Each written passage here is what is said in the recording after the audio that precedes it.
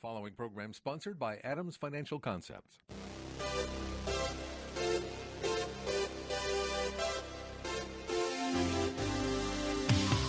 About money, a different approach to investing you won't hear anywhere else.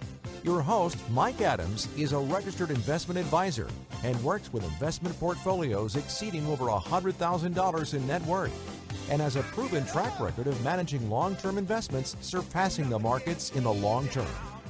The information shared on the following program is for educational purposes only, and any investment advice given may not be suitable for all investors. And now, here's Mike.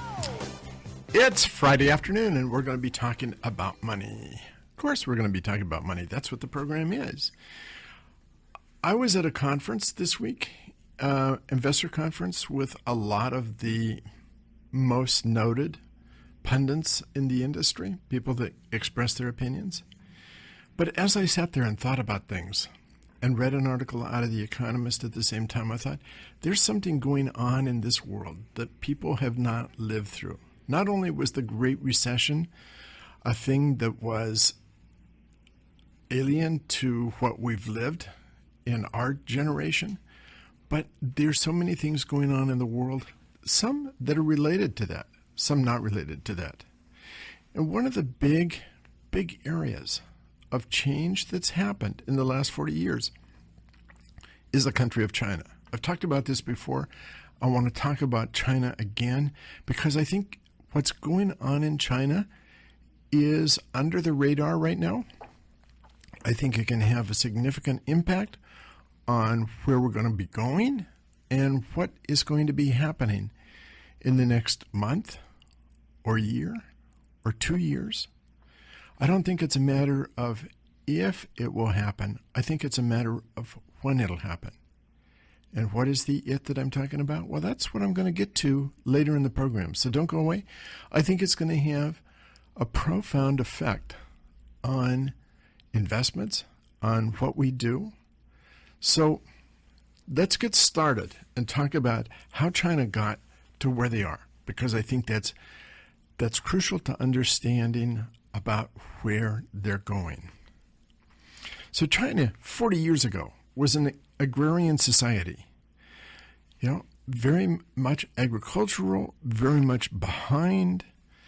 I remember having a client who had been a plant manager for American Standard. Yeah, they were building toilets, they were building bathtubs, they were building those ceramic things that go in the bathroom. But the workers that they were employing, the workers had never seen a toilet before. They'd never seen a bathtub before. That was foreign to them. They had to be taught what that was. That was China 40 years ago. People were backwards. It was a backward country. Today, China is the second largest economy in the world. It has been something that's been an explosive growth. But it's not been something that is brand new. To get an idea of what's going on, you can look back at France. Under Louis XIV, he began his reign in 1661, and France was close to bankruptcy. France, too, was an agrarian society. Agrarian society. I'll get it right one of these days. They'd just been through 3 major wars and 2 minor wars. They were close to bankruptcy. And unlike today, they didn't have paper money. If you paid for things, it had to be in gold and silver. And France had no gold or silver mines. So they needed cash. And in order to create cash, they had to create a trade surplus. And Louis XIV, Louis XIV, in other words, Louis went out and brought in Jean-Baptiste Colbert in 1665 as the equivalent of what we would call the Treasury Secretary. And Colbert began a process of rebuilding, or actually building, the French industry. French industry at that time was usually a small craft. You can think of the cobbler shop, you can think of the candle maker, you can think of the small store, general store, without many inventory items. Very small craft, very backward, and they couldn't compete worldwide. What they had to sell was sold locally. Some of that you still see today with the cheese they make. France has 700 different types of cheeses, and some of those cheeses are unique to their specific area. That's how France was in 1665 when Colbert came in. And he set out to fix that and build industries like glass and textiles. So in order to accomplish his plan, what he did is he began to restrict competitive imports. So if France had a business within the country, they were going to put extreme tariffs or actually forbid those goods that were made outside of France from coming in to compete with goods that were made in France. And he wanted to export exceptionally fine products, exceptionally high quality. They didn't exist in France at the time that Colbert came in. And he was ruthless and he was determined, he was able, he was full of the full backing of the finances of France. And so he went out and he poached craftsmen and entrepreneurs from various countries. He offered very attractive incentives. For many, he offered what they called the royal privilege. That meant you didn't have to pay taxes. The financing would be done by the state. They would guarantee government orders for the products. I mean, think about it. Start a business. You would have guaranteed revenues. You would have no taxes to pay. And the government would finance the entire thing. Colbert sent spies to England and to other countries to find the craftsmen and the entrepreneurs, and they began to steal the production machinery or steal the secrets to this production machinery and processes and technology. The first English steam engines that were shipped to France became copies that France began to make. And he began to build factories of over 1,000 workers. Instead of the cobbler shop, you began to see factories, something that was brand new. They paid minimum wages, and they put the workers up in dormitories. They worked the people 14 to 16 hours a day, and the only day off they had was on religious holidays, and even there, Colbert got into a complaint with the Roman Catholic authorities because he said the Roman Catholics had too many holidays and that was too much time off for the workers. They had when Colbert began, they had a large rural population, high unemployment, and Colbert began to change that. He began to encourage women to marry under the age of 20 so that they would create more workers for the factories.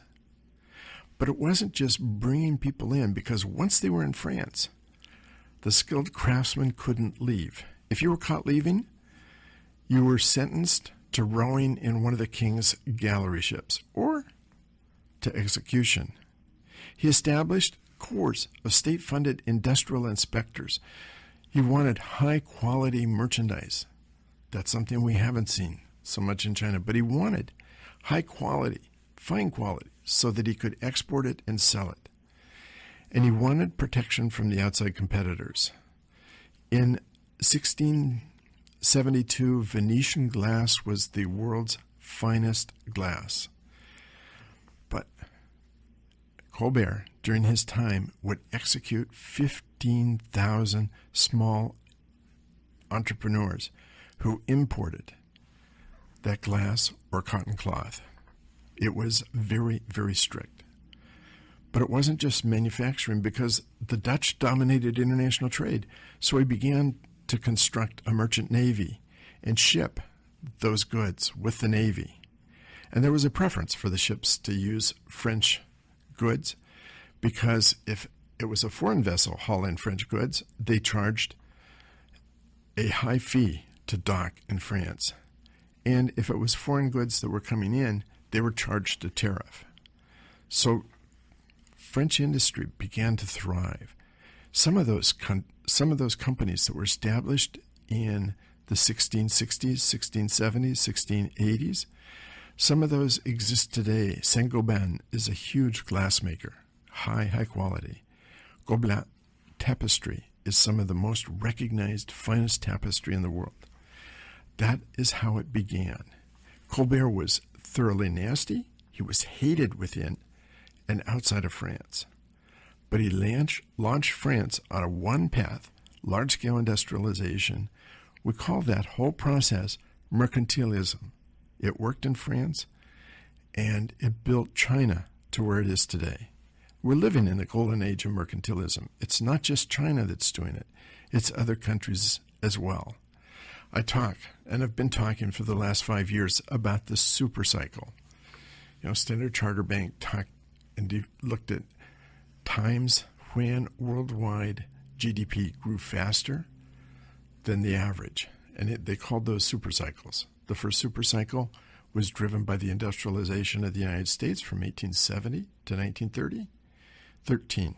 The second from 1945 to 1970, the rebuilding of Europe. And now we're in a super cycle that's being driven by the emerging markets, the countries like China. And we're going to be back after this commercial. It's all going to have implications for investments. Believe me, I'll be right back. Stay tuned. About Money returns in a moment with Mike Adams here on Business Radio 1300 KKOL. For more information, click on adamsfinancialconcepts.com.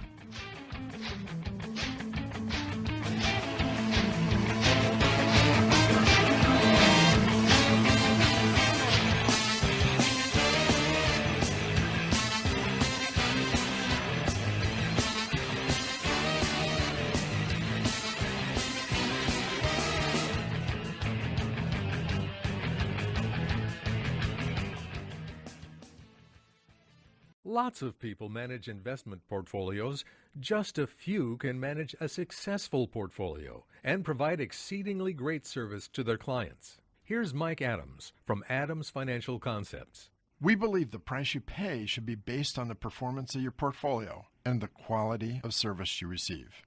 Mike, it seems that a lot of companies subscribe to the one-size-fits-all mentality of investing. Does one size really fit all? Not with us. Every portfolio that we manage is customized to fit each particular client's objectives and risk tolerance.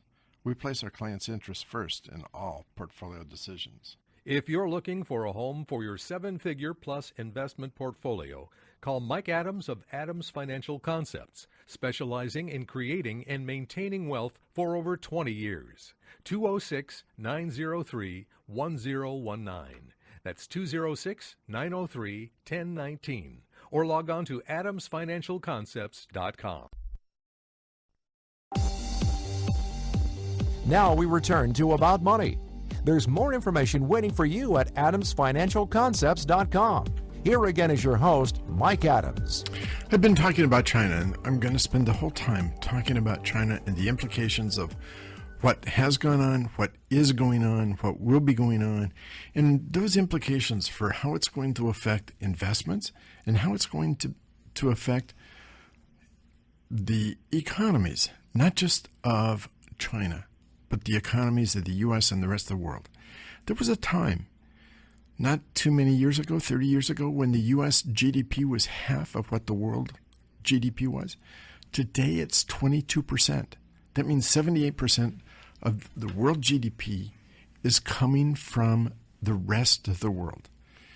And emerging countries, emerging markets, have almost half of that.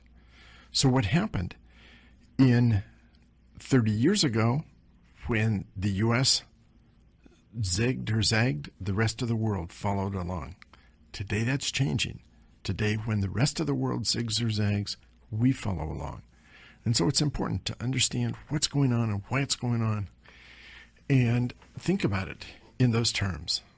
Standard Chartered Bank did their study, finding those periods of time in which world GDP grew faster than average. I believe we're living in one of those times. A lot of people believed we were living in one of those times. And then with the fall off in commodities and the fall off in emerging markets, people have begun to question that. I don't question it at all. I believe that we're still living in one of those times. Even when China slows down, it's growing at 6.9%. Our last quarter, we we said 0.5%. I've got more to say about GDP, but it's probably going to have to wait until next week or the week after. I don't think that we really measure what's going on with GDP, but I'll come back to that in a week or so. But right now I want to focus on what's going on in China, because China is the second largest economy in the world. And what's happening there is going to have a fallout which affects us here. Now, they got there. I spent the first segment of the program talking about how they got there and how similar it was to Jean Baptiste Colbert, and what he did in France in the 1670s. What he did there is essentially what China is doing now. The ruling Communist Party controls the land. They control most of the economy. They control the military. They own the banks. They set foreign policy. They decide whatever is of major importance. And they've adopted some capitalistic practices without giving up control. They decide with the banks who gets the loans and how much the loans are. They decide how much capital to put into the industrial objectives. And they have the ability to limit foreign influence. Because they own the land, they can decide to put in roads or infrastructure without going through a permitting process. If we go through, decide we're going to build the tunnel, we go through votes, we go through studies, we go through impact statements. China doesn't have to do that. If the leaders suddenly decided they wanted to put in a tunnel under Beijing, they just decide to do that and do that. No questions asked. They make the decisions and it happens. They decide the airports. They decide the railways. They decide all the public structures. They build entire cities without any inhabitants, planning to bring in 1 million or 2 million or 3 million people to inhabit a city. Starts from zero. I know I did a little bit of work, knew some of the people that were working at a facility called TACO. TACO does conversions of jets, 747 jets, the Boeing 747. And what they do is they will take a passenger jet after it's been in service 15 or so years. They will take that jet, they will strip it down inside. They will cover up all the passenger windows. They will put in a cargo door or two. They'll put in pallet removers or movers. They'll put in material handling equipment. They'll change the nose cone, and they build a cargo plane, a 747 cargo plane. It's called the passenger to freighter conversion. And that was what TACO was built on. The Chinese government decided that needed to go on a spot where there had been a big duck pond. They didn't do an environmental statement. They didn't worry about the ducks and what happened to the ducks. They just decided to go in, and that's where they wanted to build this facility. They built it to build 1 plane, and then 2, and then 5, and then 10 planes. And they built dormitories around it. They built a city around it, all to do this one conversion facility. Conversion facility, which, by the way, only a few years ago was far, far underemployed. And all those workers that were brought in were still on government contract and being paid. That was the way that the Chinese government was moving things. Significant incentives for foreign manufacturers to come in. And like Colbert, they made low labor cost. They put in infrastructure. They convinced companies that manufactured in other countries to move to China. I just mentioned the conversion facility. Recently, they negotiated both with Boeing and Airbus to do some manufacturing in China. Boeing held off and is not doing key parts of their facility, key parts of the airplanes. Airbus, on the other hand, is assembling the wings, which is considered the key part of an aircraft, the key proprietary intellectual property. They're actually going to be building those in China. And what we've seen in China is something that also happened with Colbert in France. They steal the technology. They put in high-speed trains in China. They got Japanese partners and partners from the Netherlands. They got those partners. They formed joint ventures, put in the high-speed trains, and then China began to market a high-speed train. They made a very few changes, but they said, we upgraded it. And they now are marketing a high-speed train that is very, very similar to, almost exactly like, those that were manufactured and put in by the Dutch and the Japanese.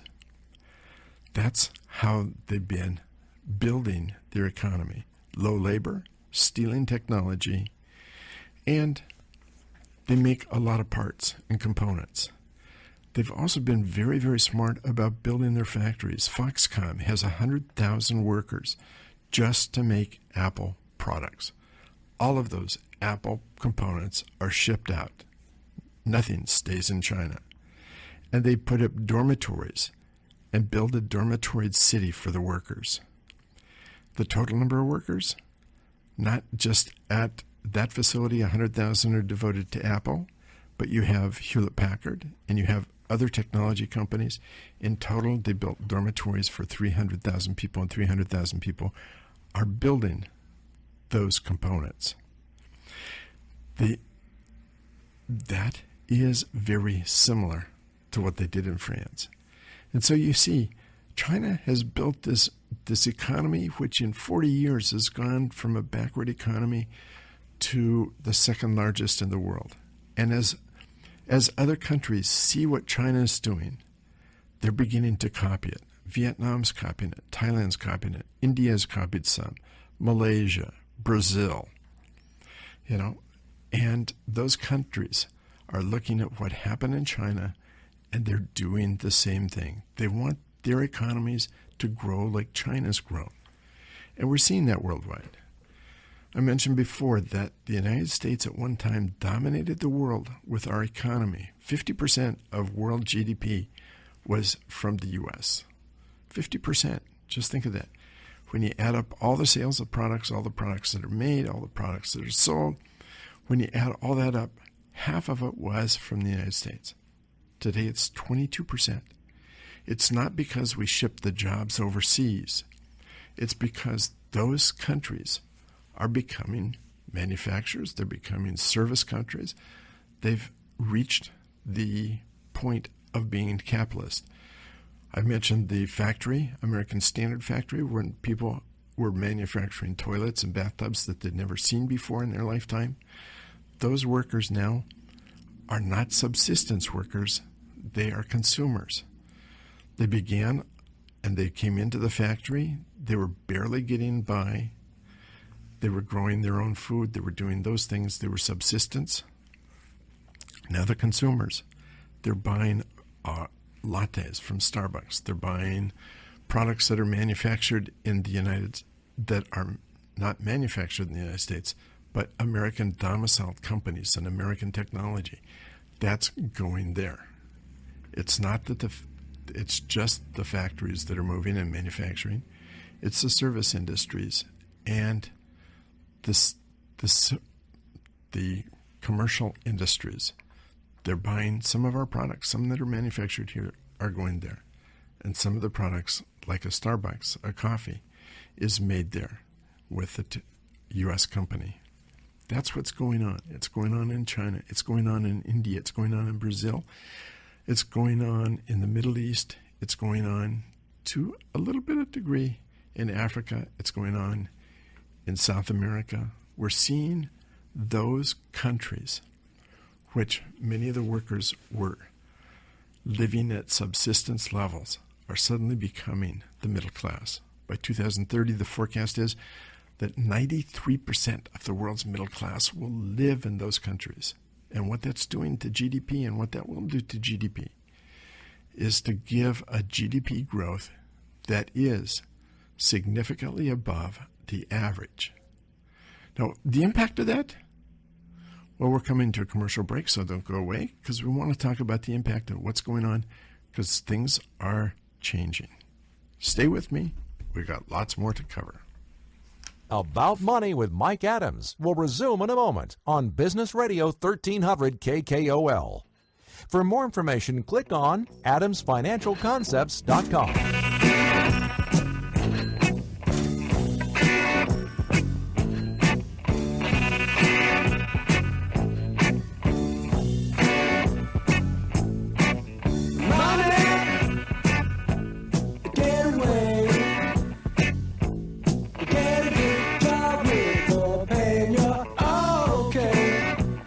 Creating and maintaining wealth has been the specialty of Adams Financial Concepts for over 20 years. Every portfolio managed by Adams Financial Concepts is customized to fit each particular client's objectives and risk tolerance. The client's interest always comes first in portfolio decisions. Call Mike Adams today at 206-903-1019 or log on to adamsfinancialconcepts.com to check out their AFC performance. They welcome your review. That's adamsfinancialconcepts.com. For details. About Money continues. Remember the website adamsfinancialconcepts.com. Here's Mike. So I've been talking about the world and specifically about China and the growth of China, what it is, the mercantilism approach, how it became the second largest economy in the world in a period of just 40 years. 40 years ago, it was an agrarian society. Today, it's the second largest economy in the world, and it's being followed by a number of other countries. One of the main things is the government controlled everything. They controlled the banks. They own the banks. They control the land. They control the economy. They control the military. They control foreign policy. They can decide what's of major importance, and they can impact it and pour the money to it. But you know, in some ways it's like buying one of the go-go stocks or one of the high-risk stocks, because it can go shooting up, but it can come shooting back down again. And I believe, I'm almost sure, it's not a question of if it's going to happen in China. It's only a matter of when it happens in China. And here's why. And we're going to get to why it happens, and then I want to talk about the impacts on America. And yes, it will impact America. Their economy is large enough now, it will have a worldwide impact. You know, if you look at the financial crisis of 2008-2009, separate the world into basically three areas: Europe, the U.S., and Asia. All three areas had a different approach and fairly consistent approach to dealing with the crisis.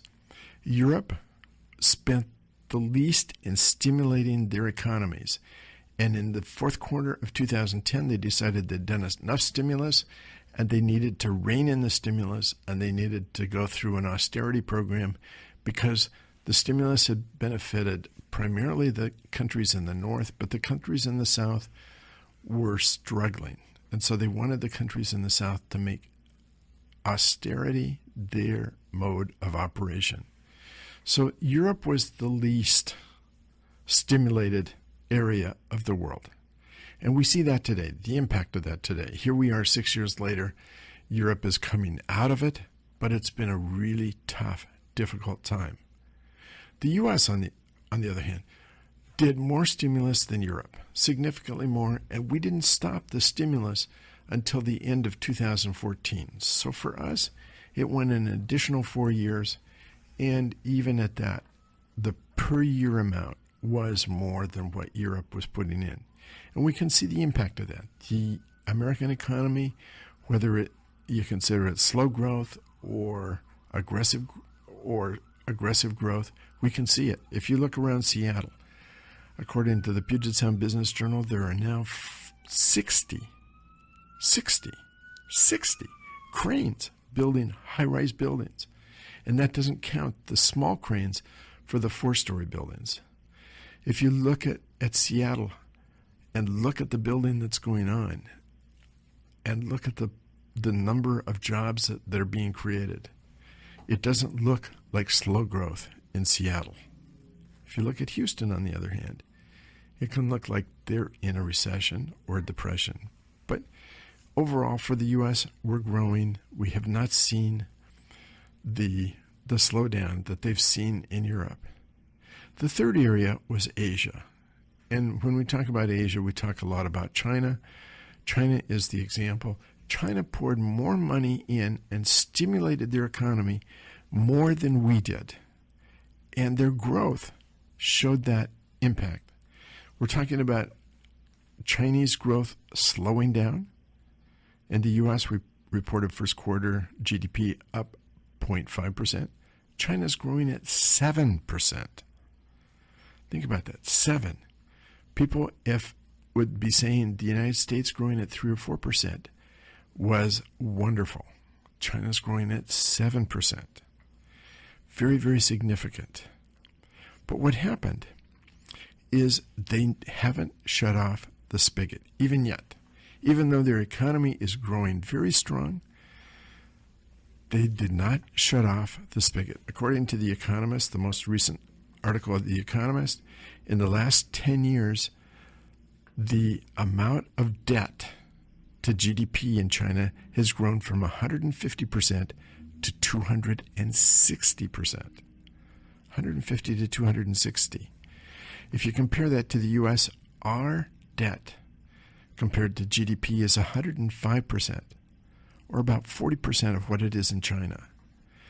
Now, to get an analogy of that, you can think about somebody who's buying a house.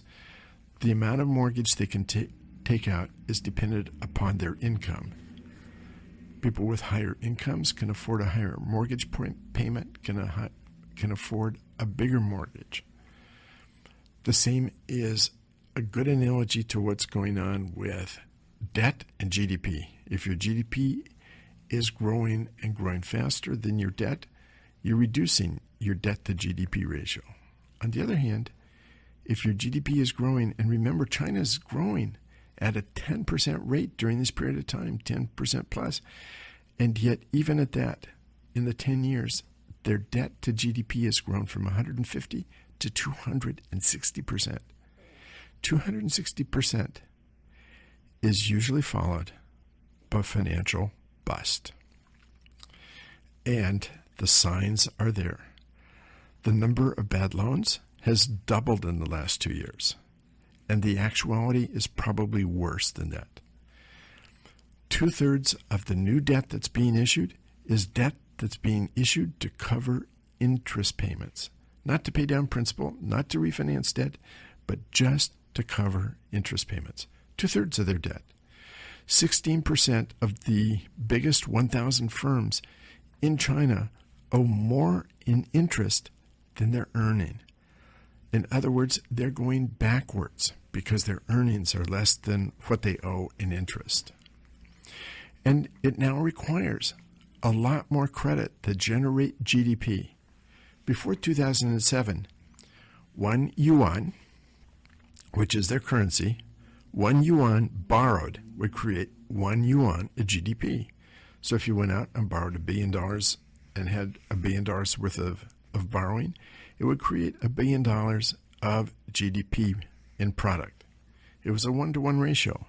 Today, it's 4 yuan to create 1 yuan.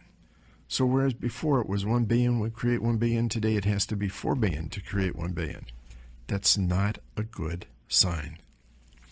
The Chinese banks, their assets account for 40% of the GDP. The Chinese banks are the biggest banking system in the world. The government owns those banks, and they control the biggest and major debtors. In normal times, they would have time to work through it because they do control both the debtors and the creditors. But these are not normal times. It's getting worse and worse in China. With 260% of GDP owed on their debt, what's happening is it's getting beyond government control. When their stock market crashed, they had to pump in $200 billion to hold the stock market. They've had $65 billion worth of loans, bank loans, that have gone bad. They had to write off. And they don't write off many if they can be avoided.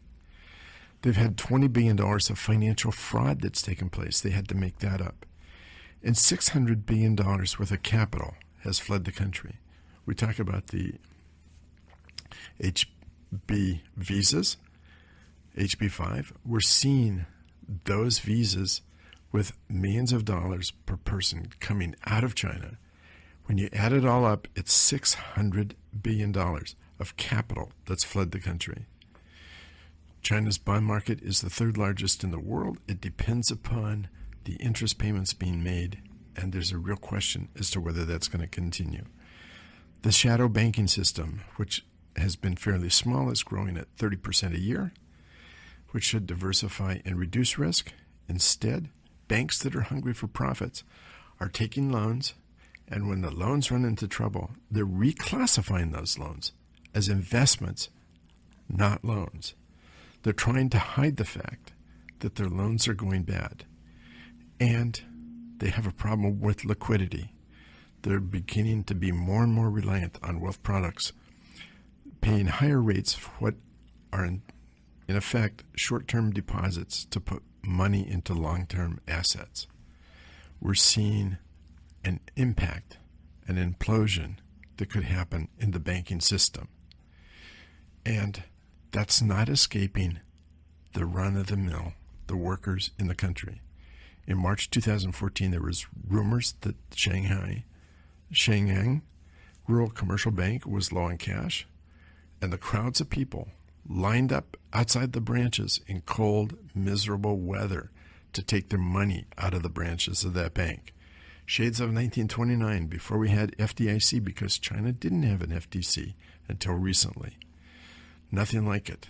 It took 3 days from that bank run, went from bank to bank to bank, and finally the China Banking Association essentially guaranteed depositors money, and China now has something similar to the FDIC. Without that, the banking system would be a financial panic. Now we're going to come back and talk, what does all this mean in terms of America and our investments? Don't go away, because we've got the real impact coming in the final segment. More about money coming up with Mike Adams on Business Radio 1300 KKOL. For more information, click on adamsfinancialconcepts.com.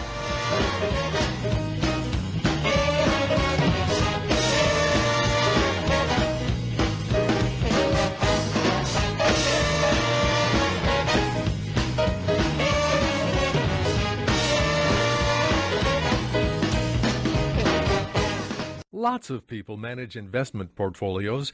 Just a few can manage a successful portfolio and provide exceedingly great service to their clients. Here's Mike Adams from Adams Financial Concepts. We believe the price you pay should be based on the performance of your portfolio and the quality of service you receive. You know, Mike, it seems that a lot of companies subscribe to the one-size-fits-all mentality of investing. Does one size really fit all? Not with us. Every portfolio that we manage is customized to fit each particular client's objectives and risk tolerance. We place our client's interests first in all portfolio decisions. If you're looking for a home for your 7-figure plus investment portfolio, call Mike Adams of Adams Financial Concepts, specializing in creating and maintaining wealth for over 20 years. 206-903-1019. That's 206-903-1019. Or log on to adamsfinancialconcepts.com. We're back with more about money. For details on what you hear on today's show, visit adamsfinancialconcepts.com. Now, here again is Mike Adams. So I've been talking about China. I talked about how they got to where they were, going from an agrarian society 40 years ago to becoming the second largest economy in the world. But they're now facing a problem with a banking system, with a financial system that seems like it's not if, but only a matter of when until it implodes. Now, during 2013, 2014, on this program, I had the CEOs of a number of private companies around Seattle talking about how they survived the Great Recession. And whether it was employees and labor cost, whether it was materials cost, whatever it was, each of those companies came up with a belt-tightening program to survive the recession. When your revenues are off 30% or 40%, you tighten the belt, you cut your cost, and if you're going to survive, you have to figure out how to get through without all the expenditures that you had when business was really good. Those who couldn't do that didn't appear on the program because they didn't survive. They went out of business. But those companies that survived figured out ways in which to cut expenses. We did it at Adams Financial Concepts. We had to reduce our labor cost. We had to reduce several people. We had to tighten our belts. We kept the amount of money we were spending on marketing. We kept the amount of money we were spending on compliance. And I spent money to put in an electronic office. Those are things that we did to cut back on expenses to survive the 2007, 2008, 2009 crisis. But when you think about what's going on in a mercantile country, a country like China, where the government owns the banks, they own most of the major businesses, what they're doing is that they are able to pump in money to cover the losses that those companies are taking. They just have to go out and print money and borrow money, and they have to figure out where to find people that will loan the money, and they have found that. And there's not an incentive for most of those big companies to really cut to the bare bones. They do some cutting just to keep the government off their back, but there's no real incentive. You know, it would be, if you look back at the time of Louis XIV, similar kind of situation. Louis XIV had borrowed a lot of money, he owed a lot of money because of 3 major wars, 2 minor wars. And what he did is he went through a period of time where he defaulted on debt. I think it's bankruptcy in installments, because what he would do is he would decide that he was not going to pay full face value of some of the debt, some of the bonds, and he was going to reduce the interest rate. And once he did that, people thought that the country was healthy again, so they would loan him more money, and then once again he would go through that same process, reducing the amount of principal he was going to pay, reducing the amount of interest he was going to pay. People considered it was healthy, so they would go through and loan more money. But in that case, you had them working to build a system that did not get to a crucial time.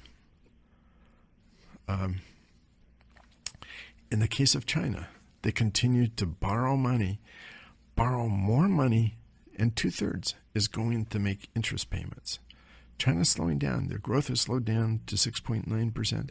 It's not negative growth, but it is slowing down. And when they hit difficult times, it will impact the rest of the world. Think about oil. We know that there is an overcapacity in producing oil. If you look at where we're producing now 96.8 million barrels of oil per day. We were consuming 88.2 in 2010, 91.2 in 2013, 92.6 in 2014, 94.5 million barrels in 2015. Today, we have an excess of almost 2 million barrels of oil a day. But as the year goes along, the world growth is increasing, and the demand is increasing by about 1.2 million barrels per day every year. So we're beginning to get almost into equilibrium. By the end of this year, we should probably be in equilibrium. And beginning in 2017, we should be able to work off the inventories if nothing changes. And by 2018, get to a very normal time. That's assuming that China doesn't implode. China's consumption of oil, again in the first quarter, was at record levels. It was at record levels in the fourth quarter of last year. But to get to a reasonable time, a reasonable demand of oil demand, China has to continue that growth pattern. But we're reaching a point, whether it happens next week, next month, next year, or in 2 years or 3 years, at some point, China's going to implode. The financial system's going to come down. It's not going to be like 2007, 2008, when it was a worldwide thing, where everything was impacted. The United States, Europe, China, India. No, this is going to be fairly specific in China. It's China that's got unhealthy financial system. Europe is fairly healthy, still going through their austerity. The U.S. banking system is pretty healthy. It's China that's unhealthy. And if they go through that period of time and things drop off and they hit the crunch, similar to what happened in Southeast Asia in the end of the 1990s, it will impact. It's going to, again, reduce the demand for oil. It's going to reduce the demand for steel and aluminum. It's going to reduce the demand for a number of commodity products, just as we saw in 2014, 2015, and we're seeing this year as well. People are depending upon a growth that's steady and going to come around. We are going to see a setback because it's not a matter of if, it's only a matter of when all this gets hit. Could be a lot easier because China owns the banks. They can work through some of the problems, but they're going to have to find people that will buy their debt, and they're not going to find a lot of people in China buying their debt. They're going to have to go worldwide. They're going to have to pay even higher interest. They're going to have to work through this, but it's going to have an impact.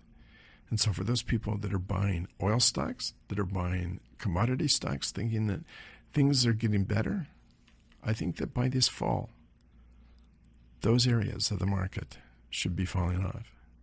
At the same time, I think there's some places which are going to be very, very good. And we'll be talking about that next week. So stay tuned.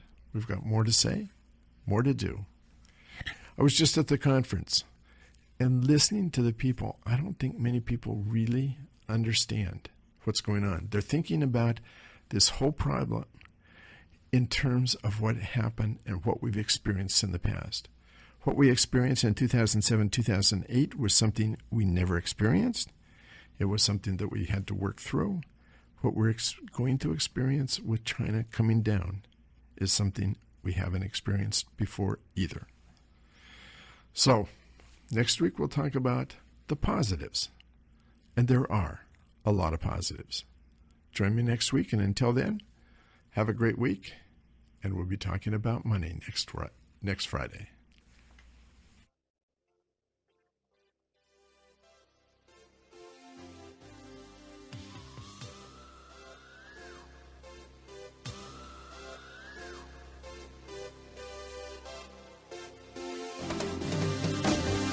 You've been listening to About Money with Mike Adams, a registered investment advisor.